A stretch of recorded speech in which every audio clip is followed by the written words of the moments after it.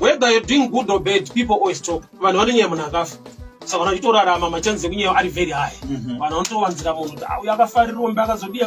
Cannot open penny one, watch Taura Bashipi, keep on moving, keep on moving. Life you know that now. I always tell people, I love statement, they would answer, Unubanu Berequano Berequa, Akapfumba, Tasai, Panica, Unigo, Nisposha, Opio, Yanazo. That's true, but the other side of it, Berequa, Akapfumba, Bagger, I sign a bit Panica, we battlefield. You need to fight. You need to stay. Apana kuchipa zvekudaro. Koza Jesu akatouya akafana kufira vanhu pamuchinjikwa. But nyangwe denga rakamusarudza pakaitwa ma-elections. Pakanzi Jesu kana kuti Barabbas. Pakavotwa, but pachitozika winning candidate yataurwa nedenga kuti Jesu ari kuenda pacross. But there was a guy called Barabbas. Some life ana Barabbas varimo. Adango kudzivisa chete ndo chinhu chako. Saka vanhu vanoti ayo kana chiri chako unongochiwana it is. That's a lie. Chinhu chese chinonzi chako naMwari chine majainda arimo. Vanhu vachitonzi vapinde Canaan. Pavakasvika paJericho, hanzi the gates were tightly shut. And vachipinda muKenani mune majainda arimo. But nyaya ndeyekuinterpreta kuti majainda arimo anorevei. To some, vakati aya tiri kuonekwa sehwiza tinoparara tina kwatinoenda maonero aya. But Joshua naCaleb ndobva vati aiwa tinopinda tinokunda tinowina. Kuda kuti vakaona picture yekuti kana mukati mune majainda kuda kuti mune chikafu. Vanhu vari kusimba vari kukura. Saka it's true zvakapromiswa naMwari kuti land iri boy. So kune vamwe vaiti aiwa tinorohwa takaonda tina kwatinoenda. So spirit yekusabudirira yekushaisa reason.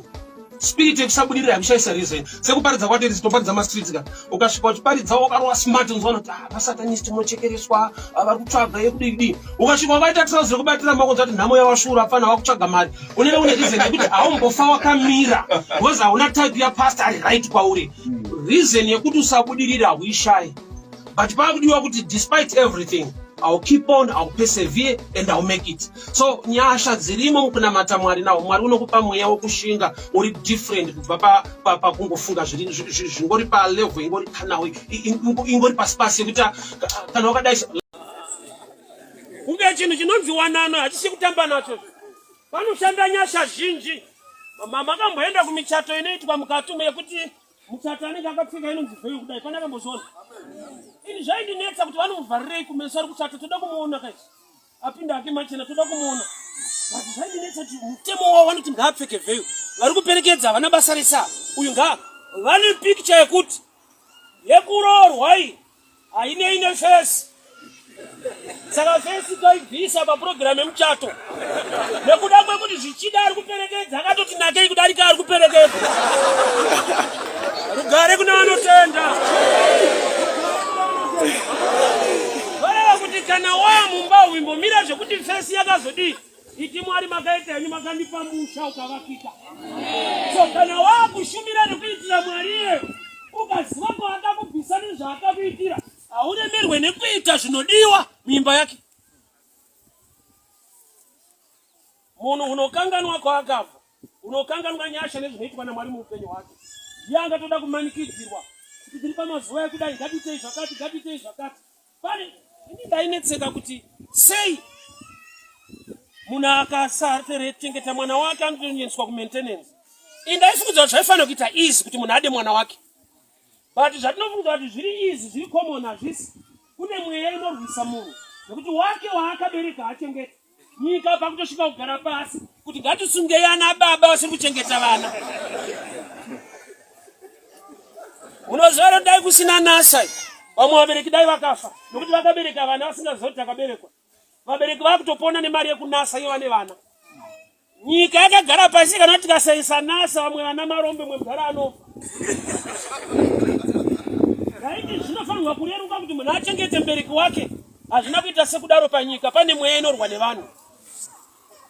Kana uri mubereki une vana vanokuchengeta, ipambiri kuizwi Mwari vakuwanira nyasha. Nokuti hazvisi easy kuti ungonzi une vana kune vana vazhinji vanotowana but ukaona mubereki wako unonzwa tsitsi. Kune mweya inorwa nemhuri. Ukaona mhuri yako yakangona paso muchinamata Mwari ipambiri kuizwi naMwari. Kudza Mwari ugare kuna vanotenda. Nokuti hazvisi nyore. So ukaziva kuti ndiMwari iyeyo kwete kuti vana vangu vakarongeka saka vachibira neni zvinovarwisa zvinei nekurongeka kwavo. Kureva kuti tikatarisa patiri tinogona kuzvirwisa. Ndikati unosimuka unobudirira ukatarisa macertificate ako, ukatarisa kushaya hama kwako, ukatarisa upenyu hwako, unogona kuti unofunga vamwe ndo vari kunzarwa. Usazvitarisa, tarisa kwaari. He is able kugona nembiri yaMwari neunyanzvi hwake. Ndewe kugonesa iwe unonza ugone, ndewe kusumudza iwe unonza usumuke. Ndo pane unyanzvi nekugona kwaMwari. Believe his word. Trust his word. Shoko rinokusaraunda mentality ne mindset dzemu community nemarererwo ako haisi nyaya. You are a new creature. You belong to him. Father, we thank you. Father, we thank you. Father, we worship you. We glorify your name. Mwari tipewo ukama neshoko renyu.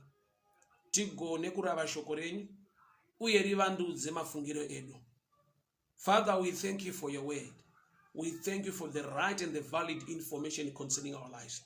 Tiregere kuva ma enemies of progress muupenyu hwedu. Tiregere kutirwisa, kuzvirwisa. Tigamuchire deliverance. Baba takupai mbiri nekukuremekedzai mangwanani ano. Muri Mwari wakatendeka, mutsvene wakarurama. I pray over the viewers. Nzara nenyota yekunzwa shoko renyu rinova iro rinovandudza nekugadzirisa pfungwa dzedu. Tiregere kuva nemufungo wakaipa, mufungo unotirwisa isu pachedu, like the men of Judah vanomira against Samson. Baba ndanamata, tipeiwo ushingi nekunzwisa nekuziva saSamson to stand and deliver his own people. Mumwe nemumwe Mwari muiteyo a Samson to his generation, a Samson to her family. Zvese zvakasunga mumhuri, pfungwa dzekunzi hatina kwatinoenda, hatina zvatinogona, vana venyu ava Mwari, I pray over the viewers, use them Lord to be an answer to their families, to their generation.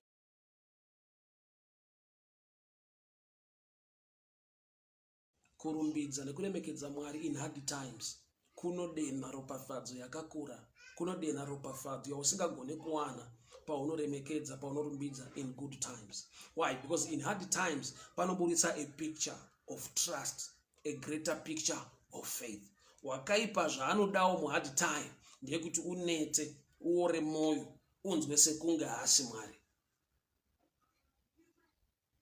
I've seen people worshiping God vari pama wheelchair. I've seen people worshiping God very blind. I've seen people worshiping God vaine ma challenges. Why? Kune chaka minister mavari kuti although I'm in this challenge, he remains God. Anoramba ari Mwari. At your stage, at your level, you need to keep on trusting and believing in him.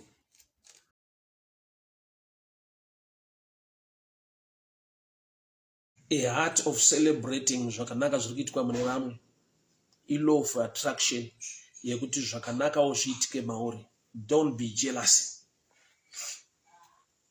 Jealous harikupe chinhu chawarwadziwa nacho chapiwa mumwe munhu kana chaachivha mumwe munhu. Jealous rinokupa marwadzo, kwete product, kwete commodity, kwete that thing chakurwadza mumwe munhu anacho. So there is no point to be jealous. Ede chinzwa, Mwari wakakomborera mumwe munhu hazviri kuti makomborero anga ari ako saka atorwa nemumwe munhu. No. Muimba yaJehovha mune zvizhinji zvekuti ropafadzo yaenda kune mumwe munhu hazviri kuti yako yapera kana kuti yako hakusisina kana kuti patorwa pako pakapiwa mumwe munhu. Chinonzi chako muna Mwari chiriko. Kana pakablesswa 1 million, iwewo zvako muna Mwari zvichirimo. Don't be jealous. Learn to celebrate kuropafadzwa kwevamwe naMwari. Why? Because it's good for the house of God, for the kingdom of God.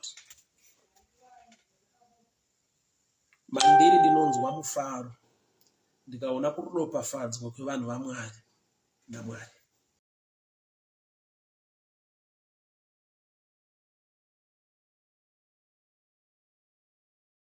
Mumwe munhu ngaazive Mwari nokuti wakaziva Mwari. Mumwe munhu ngaakomborerwe nokuti Mwari vakakukomborera. Mumwe munhu ngaawane chekupfeka nokuti Mwari vanokupfekedza. Mumwe munhu ngaawane chekudya nokuti Mwari vanokupa chekudya. Be an answer in somebody's life. Be an answer to your generation. Be an answer to your nation. Be an answer to your community. May God use you for the glory of his name. May greater doors be opened for God to use you in a greater way. A golden scepter, may favor locate you this morning. In the mighty name of Jesus, I pray.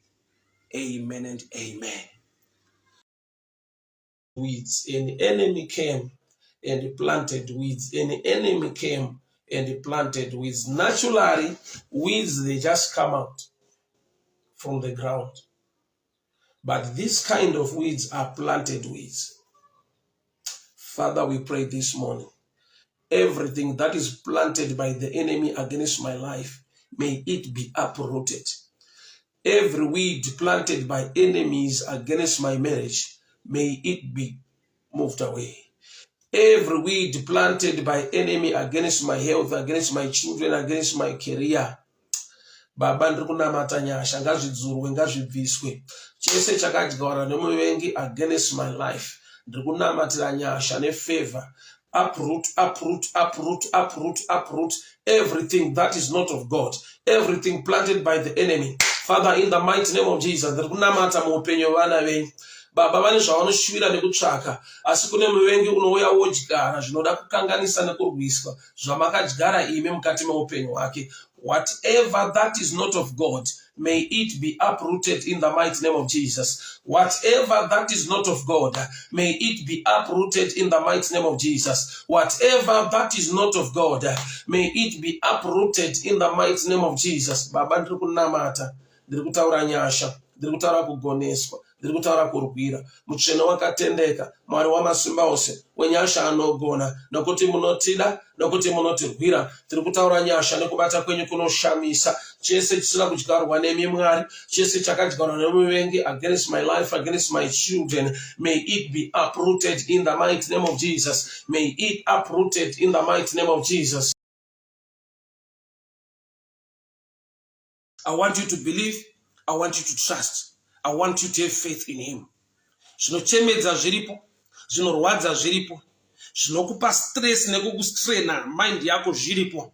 But I've come to tell you this, there is God in heaven anoona. Bible rinoti mwana achienda kundovigwa mai vachichema, Jesu akaona mai awo. When he saw her, kuna Mwari unoona situations dzauinadzo, but ari kutanga kuintroduce mu situation. If kuda kutsvaka faith yako, trust yako, neyo believing level. Jesu haana kutanga nekuti mwana muka mai vanyarare, but Jesu wakatanga na mai vari kuchema, do not weep, do not weep, do not weep. Zvinochemedza nyangwe zviripo, but chiziva Mwari waunonamata. It's time to shame the devil. Panoda kuti urambe uchichema, now be quiet, trust in him, believe and have faith in him. The devil wants to see you une matears uchingochema because of the situation, but I challenge you to be quiet. Not because the situation is now right, but because the one who can make it right is present.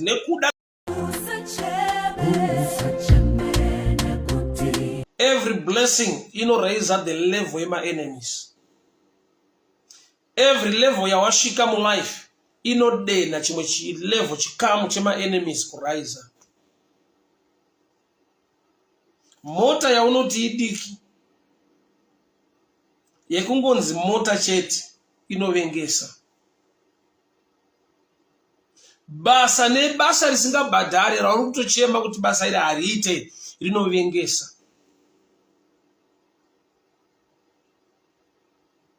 Havanondivengere basa racho ndere manga ndere pasi. Izvozvo zvekungoti basa zvinotovengesa. Marriage yako iyo yacho yausiri kufara mairi iyo. Kune vasiri kutofara kuti uri mairi futi. Just imagine how wicked people are. Iwo uri kuchema kuti marriage yangu haisi right.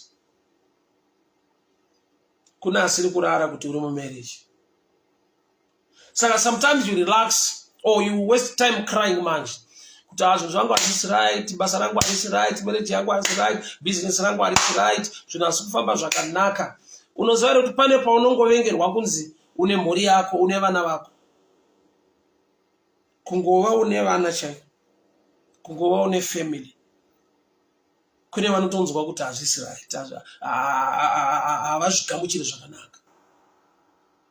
Handisi kukutyisidzira, handisi kukuvhundutsira. I grew up ndine wrong mentality mukukura.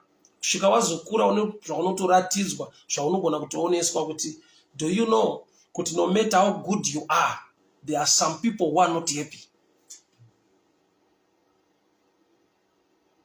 Do you know kuti paunoshare testimony, kune vanokurudzirwa nevanofara kuti Mwari vaita zvinhu, kune vanobatikana zvekuti pese pawaita testimony, to safeguard that testimony, continue to pray. So the Roman centurion ane information yeku military, but ndweri kunzi na Jesu is a man of great faith. This man anataita kuchurch. This man is a military man, a centurion, but arilisa knowledge iri maari. Kutaiwa kubasa kwedu koneniwo nditoriwo mukuru. I'm a man also under authority with the soldiers under me. I want you to see kuti under ataurwa apa itu. I'm a man under authority with the soldiers under me. So now when you are humble, when you are humble, or you have humility in life, Marco, concerning the things of God, God will trust you with power, or God will trust you. I am a man under authority with the soldiers under me. That firstly you must be under, so that soldiers also will be under you. It's not the subject for tonight, but this man, the very hour, I'm not worth to just speak a word. Bible talk about that very hour, his servant was healed. But tikaenda kuna Jairus, the ruler of a synagogue, mwana akashika pakufa, baba vaenda kwa Jesu, ende vatowana Jesu wacho. Mwana akafa achitofamba na Jesu kuenda kumba. Kusvika Jesu akasvika kumba akanamatira mwana akafa akamuka. Chambokonzera kuti mwana afe munhu aina Jesu chi? Aziva kuti Jesu haana simba, aziva kuti Jesu haagone kutumira shoko. But that level of knowledge muna Jairus hamuna. Apostle Trevor, God bless you. Thank you so much, sir. I'm humbled to see you. So the level of knowledge muna Jairus, the ruler of a synagogue, aimo. Dai Jairus paakasvika pana Jesu akataura nyaya yake akati she speak a word. Is the same Jesus. Aingotaura shoko mwana opora kumba. But izvi zvakangotaurwa na Roman centurion. Speak a word. Ndokubva ataura shoko that very hour murana ndokubva apora. So chakauraya mwana wa Jairus haisi nyaya yekuti Jairus haana kuwana Jesu, but nhau yekuti Jairus wacho haana imwe level of knowledge inoita kuti zvinhu zvake nyangwe aina Jesu zvigone kufa, kwete nekuti Jesu haana simba haagone kuporesa, but uyo haana kupa Jesu opportunity yekuti speak a word. So there are times, I love this statement, there are times that God will meet you not just at the point of need, but at the point of knowledge, or at the level of knowledge you carry. Amadzangu Mwari vakuitire nyasha, Mwari vakuropafadzei, Mwari vakugonesei. Munamato wangu uye munamato wako, wekuti ini ndiregere kuva a problem inotadzisa solution kana kuti help kuti uye muupenyu hwangu. Amusati mambonzwa statement inogona kutaurwa nevanhu kuti munhu uyu anonetseka, ane dambudziko asi haabatsiriki. Kuda kuti ane dambudziko asi iye zvakare idambudziko. Kune vanhu muupenyu wekuti nyangwe aine dambudziko ari munhu anotambudzika, but vanhu vanonetseka kuti vanomubatsira sei nokuti iye pachakewo futi idambudziko. There was a guy wandakamboona mutauni kustreet uko. Vakomana vemustreet, ma-street kids vanopakisa motikari vachikumbira mari kuvanhu. He was so drunk. Achituka vanhu, achitaura zvinyadzi. Saka takasvika tida kupaka motikari ipapa. Ndobva angotaurawo mashoko asina kungonaka. Was in my heart. Nandine pfungwa yekuti this guy, I always see him in this place every day. I need to do something for him. But musiwe takasvika akadhakwa, akatukirira, akatuka vana vangu vasikana vanandinawo. Dambudziko rake anogara mustreet anotambudzika. Ndine pfungwa yekuimitira chakanaka. But iye wacho nyangwe ane dambudziko akabva ava futi a blockage kune zvakanaka zvinofanira kuitika muupenyu hwake. Iwe neni tiregere kuva dambudziko, tiregere kuva a blockage to the flow of the things of God. Panoda improvement, panoda kugadziriswa. Mwari vatibatsire, Mwari vatiwanire nyasha. Amato wako ne wangu masikatana newe kuti Mwari move me from begging. Ndibvisei mukupema, ndive munhu unoita zvinhu zvake muupenyu. Ndibvisei mukutakurwa, ndigonewo kuzvifambira ndega. But stage iyo haisvikiki kana usina kugamuchira, rinorwadza, rinochinja upenyu hwako. Father, we thank you for your word. We thank you for your grace. Chirema chamakasimudza pa beautiful days, upenyu hwedu ngausimuke Mwari. Taleta kuramba takagara pa one place. Taleta kuita upenyu hwokukotakurwa nevanhu. Tiwanireiwo nyasha Baba. Tipeiwo makumbo netsoka nesimba rekuti tifambe tibate zvinhu zvinoendeka upenyu hwamudzike. Takupai mbiri nokukutendai. Imi kana matuma shoko renyu haridzokere kwamuri tisazadzisa chamaritumira. Mbiri yese nerikudzoriwe kwamuri muzita raJesu.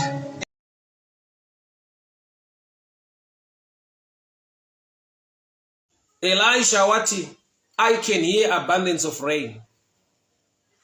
Unotaurira mambo Ahab kuti chitora mabhiza ako nengoro, ride your chariot and go, for it's about to rain.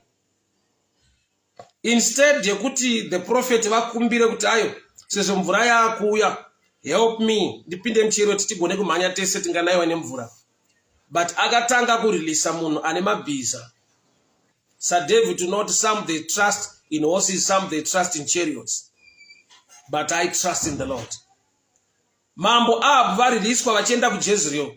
Munhu waMwari akasara, Bible note, and the Spirit of the Lord came upon him. Akamhanya kudarika mabhiza. Pane nguva yekuti vane mabhiza vanofanirwa kumbonzwa testimony yemunhu akamhanya netsoka but airi mufavor yaMwari akadarika mabhiza. Handizivi kuti ndiri kushumira kunani, but this can be your season. Kusuduruka kwavatoita ikoko, they are ushering you into a season. Kukusiya vaine machariots avo vachienda vachikusiya uine tsoka. Pane a season da kucreatewa naMwari yekuti haidi vanhu ivavo close to you. Maybe vangazotora credit nekutaura zvisirizvo kuti helped you on this way. May God show himself mighty and powerful upon your life. Father, in the mighty name of Jesus. Kudzwa kwenyu nembiri yenyu Mwari iri mukuzviratidza vanhu pavanokundikana mwaka paisingatenderi, asi miwe kana mada kana matendera Mwari wavo, kana favor yenyu yabata pamusoro petsvimbo, tsvimbo inopupura nyasha nekuita kwenyu kunodarika zvingaitwa nemiti ine midzi. Baba, ndiri kunamata kuvana venyu vane upenyu hwakaoma setsvimbo, vari murima musina any light, vasina chekuona kana chekubata kana kwekuenda, vasina nyangwe nemidzi nemaconnections nevanhu vakasuduruka kubva paari, they are cut off. May your presence overshadow your people this morning. Mwari, uwepo hwenyu ngahuve chikonzero sei vana venyu vari kuzorarama, sei vana venyu mabasa avo ari kuzoendeka. Vanhu vabva, roots not available, light risipo, zvikwanisiro nezvikonzero zvingaite kuti vasimuke pasisina. Be the reason. Be the reason. Ivai chikonzero Mwari muupenyu vana venyu. Ngavawane nguva nemukana wokupupura kuti dai asiri Jesu, dai asiri yeKristu, vanhu vanga vasuduruka. Ipo ndekusaziva kuti chii chiri kumbokonzera the push factor. So Jesu amuka, he got up, rebuked the wind. Kuna kuti munhu achimuka mangwanani, kune mhepo dzaanofanirwa kurayira, kune mhepo dzeruvengo dzaanofanirwa kudzinga muupenyu hwake, kune mhepo dzekusagamuchirwa dzatinofanirwa kudzinga muupenyu hwedu, kune mhepo dzekusabudirira dzatinofanirwa kudzinga against our lives. nokuti mhepo idzodzo hadzigone kungouya bedzi semhepo to attack us, but dzinotsvaka vari close. Mukatarisa mugarden reEden, the devil wakapinda munyoka kuti atakure a wrong message to Adam and Eve, kureva kuti wakaipa anotsvaka chiri close, wakaipa anotsvaka wekushanda naye to attack you to an extent yekuti nyoka ukaitarisa yaiva mhuka yaitogarawo mugarden, but the devil ane mission yekuti vanhu vadzingwe mugarden. Unopinda munyoka yakapiwa a welcome yava nerelationship nayo mhuka dzavari kugara nadzo mugarden. Ndiri kuti kudii mangwanani ano, every day patinomuka mangwanani kune mhepo dzinofanirwa kurayirwa dziregere kupusha vamwe vanhu muupenyu, nokuti kune vanhu vachauya against us, kune vanhu vachauya. Zvakafanira kuti vanhu vakauya for your good. Patone mhepo yakanaka inenge yavasunda, kune nyasha dzaMwari dzinenge dzataura navo. The same thing, kana wakaipa achida kukuataka, unotsvaka zviri close, unotsvaka vanokuziva, unotsvaka vanhu zvichida vanowira navo, vanotaura navo kuti aunze a damage into your life.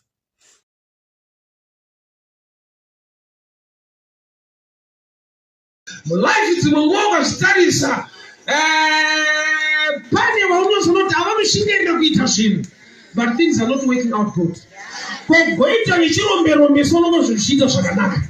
Pane kamwe kasiri feya zvanzi ndakatarisa pasi pezuva naSolomoni, ndikaona kuti madzimambo ndo ari kutogweshaira achifamba netsoka, but varanda ndo vakatasva mabhiza. Kurati panyika panenge panoravamika era inoda kukorektwa. Panyika pane era yekuti tikaramba takanyarara tinoswera tichifamba netsoka, mabhiza edu akatasva nevanhu vasingakodzere, nekuda kwokuti kuna asarudza kunyarara. Kune mutauro anoti a closed mouth is a closed destiny. Muromo wako unofanirwa kutaura, ufunge kutaura kune simba. Svika palevel kuti Bible rinoti simba reupenyu kana rufu rakabva rachetwa pamuromo wemunhu. Ukazvitarisa tine nhoroondo yemurume akanzi naJesu tiri kuenda kudenga nhasi, yaiva mbavha. Chaakagona chii chakaita kuti anzi kuti tiri kuenda newe kudenga nhasi? Ane zvaakataura. Akati Ishe, kana makuuya muumambo hwenyu mundirangarire, zviro kwazvo ndichange ndiinewo kuparadhiso. Ahwina denga nekuitei? Nekutaura. So ndinotenda Mwari nekuda kwenyasha kuti unodana vanhu vake ovazodza, ovapa simba rekutaura mazwi anorivhesa mutauro wese wakadyarwa paupenyu hwomwanasikana nemwanakomana wemunhu. Mazwi anoti hauwanikwi ndinoarivhesa iko zvino nezita raJesu Kristu weNazareta wanikwa. Mazwi anoti haubudirire mune zvaunobata ndinoarivhesa iko zvino nezita raJesu Kristu weNazareta ngazviendeke zvaunobata. Mazwi anoti haubudirire pazvidzidzo zvako ndinoarivhesa iko zvino. Mwari ngavakupe njere, Mwari ngavakupe kupasa. Mazwi akataurwa pamusoro poupenyu hwako, ndinomira semuranda waJehovha. I reverse that statement now in the mighty name of Jesus Christ of Nazareth. Kune mazwi akataurwa akabata muupenyu hwako, zvaunotoona kuti you work so hard, but unongoshama kuti nyange washanda nesimba hapana chiri kuendeka, hapana chiri kubatika. Pamwe pacho unotozonoti wakangwara, une wisdom, une uchenjeri, but hauna any benefit, any blessing yauri kusangana nayo mukungwara kwese nemaconnections ose. Izvozvo zvega ngazvikupe kunyumwa nekuziva kuti pamusoro peupenyu hwangu kune mazwi akataurwa. Akataurwa usipo, uri unaware. Sezvakaitwa kuti Balaam unohaiwa naBalaki oendeswa pachikomo. Israel was not aware kuti pane zviri kuitwa against isusu. Thank God kuti Israel haina kugona kutukika.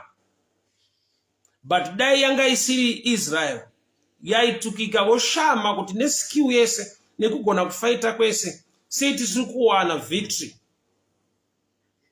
Wakaipa pane paanokufaita usiri away. Wakaipa pane paanoda kurwa newe kwete nokuti une zvakaipa zvawamuitira, but ane mweya weshayisano kana godo kana kusadawo kuona chakanaka chiri mauri. Munhu anonzi mubereki, munhu ane power over your life. Whether ataura kuti God bless you kana kuti haana, whether ataura case chituko kana kuti haana, but pfungwa yake, moyo wake, mweya wake, zvaunofunga towards you zvafanira mubereki wako akaridza tsamwa. Kuridza tsamwa isaini yekubhohikana yekutsamwa. Izvozvo zvine zvazvinodena muspirit realm concerning munhu aridzirwa tsamwa. Iwo havana kukuroya. Saka tinzonzwa kuti munhu ndakafamba ndikazwa ndakaroyiwa bereki vangu vari kuita zvinhu zvangu zvisafambe. Ichokwadi chinenge chataurwa ipapo, but iri half truth. Ndivo pakuti vakatsamwa, but havana kutsamwa zvekuti vakakukesa, but kutsamwa kwavo kwakabuilda a case in the spirit realm. Tarisa apa uone kuti naMozisi wacho aitirwa zvaaitirwa nehanzvadzi yake. Ari kutoshuwirawo kuti hanzvadzi yake isarware. Lord, please heal her, muporesei. Akatsamwa panyaya iyi haasi Mozisi. Mwari ndovati, why were you not afraid to speak against my servant? Why were you not afraid to speak against my servant? There was a time Padai teacher concerning prayer. Pakabva pauya a story, a picture, but zvinouya zviri so fast, maybe because unenge uri gifted in that area. Ndakaona picture wire iri mumuti yakaita in form of a hook. Wire yakahenga pane avocado. That was a picture yakuti somebody wakauya achida kuwana avocado akasungira wire yake pamuti.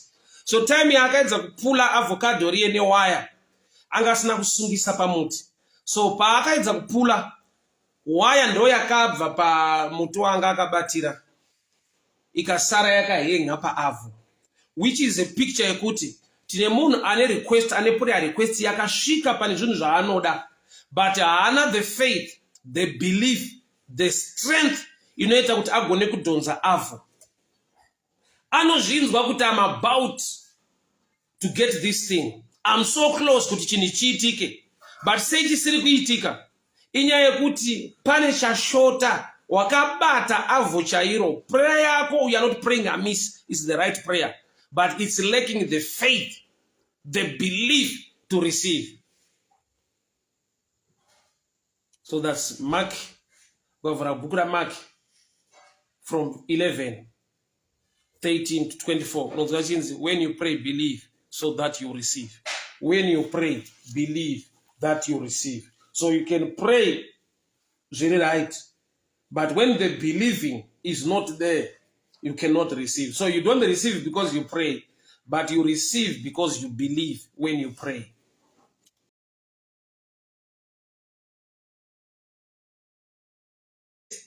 Mwari vanoda kutsvaga nzira yekuti Samson agone kurwa nevaFiristia, but panoshandiswa love, rudo, as a trap kuti occasion yacho iitike.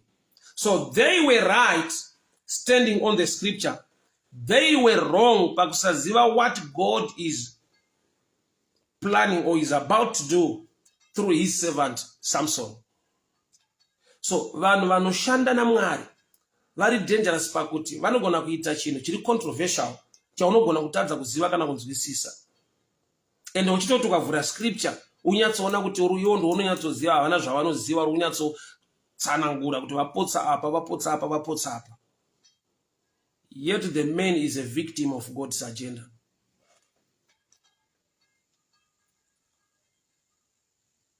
So what's the advice concerning this now? Nyaya iripo ndeyekuti tsvaka ukama hwako naMwari. Nyaya dzevamwe vanhu dziregere kuva nyaya dzinokubata pakunamata Mwari.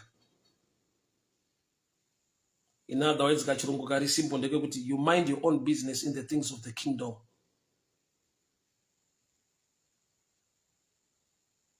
unenge uri right, but unotakura a case uri right, and anokukesa haasiri wauri kutaura against, but Mwari vane mission neagenda nemuranda wavo nezviri kuitika. The Lord came down and Miriam had leprosy for 7 days. Israel haina kufamba.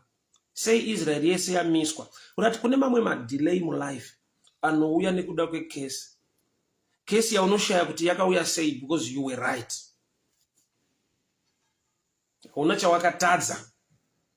But nenhau yekuti une nyaya dzawakapinda madziri, trying to prove a point pakungwara nekuda kuziva.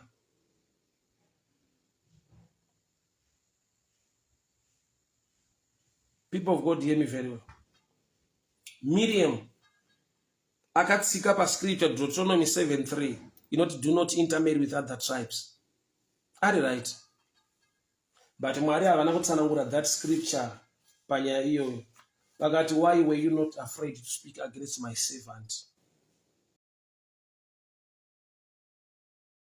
Somebody came to me and said, mfundisi, handifudzi kuti Mwari vanondida. Ndinoenda kuchurch ndinonamata, but I'm facing this challenge, but kunoona vasinganamati, they are moving quite well, zvavo zviri kuita zvakanaka, indonamata, but machallenges acho haasi kupera nekudii. I doubt kana minamata yangu Mwari vachindinzwa, I doubt kana Mwari vachindida. That's the whispering of the devil. He takes advantage of the situation. Yaori. But I've come to remind you, no matter urimo anger, no matter urimo pain, but I've come to tell you this: God loves you. Believe in His word. Don't believe in the hunger and the message you are because you are in a challenge.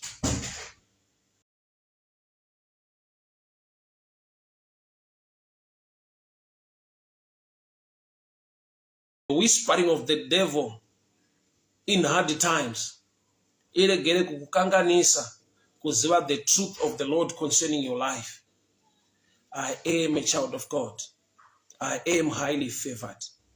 His mercy endureth forever. His blessings are all over my family. Rudo rwavo nenyasha dzavo dzakazara pamusoro pemhuri yangu nezvandinobata. Despite the challenge I'm facing today, the truth of the matter is I am a child of God. Uye baba mukutendeka nekururama kwavo. Help is on the way. May the good Lord bless you. May the good Lord favor you. Thank you. I've seen this in life, kuti kune kutaura kwevanhu kunoita sekunge kuri right, but iri a picture yekuti they are under attack of the devil, and the devil does not want them to go to Jesus. Vanotaura statement yekuti ina azviite kuti ndiende kuchechi because ndinoziva hunhu hwangu nekuita kwangu, saka handidi kunyengedza Mwari. Ndichazouya kuchechi kana ndava right, ndasiya zvandiri kuita, but for the meantime nekuda kwezvandinoita neuipi hwangu ndinoziva nekuhunzwisisa, handigone kuti ndiuye kuchechi, handidi kunyengedza Mwari. Statement iyoyo naturally it sounds good, but spiritually inoburitsa ignorance yekusaziva kuti kuchechi munhu anoenderei, munhu kuuya kuzonamata Mwari zvinorevei, ipicture ipi kana munhu agona kuuya kuzonamata Mwari nekutsvaka Mwari, even ari muhipi, even ane machallenges nedzimwe nyaya dzinomunetsa dzinomurwisa, even ane maaddictions. There are times yekuti munhu anoti ayo ini ndina addiction yefodya, saka hazviite kuti ndiuye kuchechi, handidi kunyengedza Mwari. Ini ndina addiction, ndinoda doro, ndinorwa doro, saka zvito ndiuye kuchechi ndinamate, saka I'll just wait. Kana ndaita zvakanaka then I'll come. Vamwe vari kungouya but vaipi. My statements iwayo naturally they sound as if a good reasoning kuti handigone kuuya kuchechi nekuda kwezvakaipa zvandinoita, but spiritually anotaridza kuti munhu iyeyo ari under attack, ane ignorance yekuunderstanda sei Jesu wakauya, ane ignorance yekusaunderstanda kuti sei tichifanirwa kuenda kundonamata Mwari. Hazvigone kuti uve munhu ari right wozouya kuzonamata Mwari, nokuti anoita vanhu kuti vave right ndiye Mwari wacho. So outside the kingdom of God, you cannot make yourself right. Haugone kuzvinatsa saBhayibheri richiti we must seek the kingdom of God and his righteousness. Iye ndiye anotipa kururama, iye ndiye kururama kwedu, iye ndiye unogona kutinatsa, ndiye unogona kutivandudza. So pane nguva yekuti munhu ari muaddiction obva ava nereasoning yekuti zvitoti ndiye kuchechi, ndine dzandinotamba idzi, handidi kunyengedza Mwari. That's a sign of attack. That's a sign of ignorance. Why? Nokuti tinouya kuna Mwari kuti atinatse, tinouya kwaari kuti atigonese, atirwire. Inzwa, kana wauya kuchechi, kune vanhu variko zvechokwadi vanogona kunge vachiziva addiction yauinayo, maybe you smoke or you drink or you take drugs. Hamena kuti ichallenge ipi kana magariro api aunoita musociety. Kana wauya kuchechi kunopinda vanhu, hadzisingirozi vanhu unogara navo musociety, they know you. Saka ukauya uchiti saka vanhu vanozoti kudii because vanondiziva. The truth is vanhu vanotaura, vanogona kutokutsondora, but nyaya iripo ndeyekuti hauna kuuya kuvanhu, wauya kuna Mwari, but uri pakati pevanhu. So gona kupatsanura mashoko evanhu, kutaura kwevanhu, wotsvaka pfungwa yaMwari kuti kana ndauya ndakadai, Mwari vanondigamuchira sei.